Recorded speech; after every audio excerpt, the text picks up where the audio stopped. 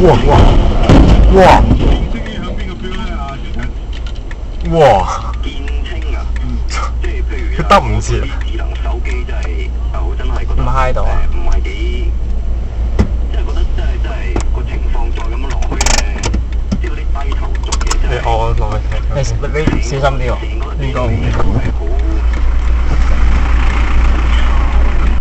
我就同你講啦，因為低頭族咧，你同如果你話提到 English 嘅話，佢根本低咗個頭咧，佢根本睇唔到自己咩 English 嘅。但反而我哋唔玩，即係唔係咁瘋狂玩嘅咧。譬如我真係翻屋企，我夜晚我多數坐火車，我除非有啲緊要嘅嘢，如果唔係咧，我會仍然係非常享受咧，咁去望下呢個車廂裏邊不同嘅人，或者甚至抬高個頭睇下新聞。人我就唔望嘅，我就抬高個頭睇新聞。哇！我就8個咧。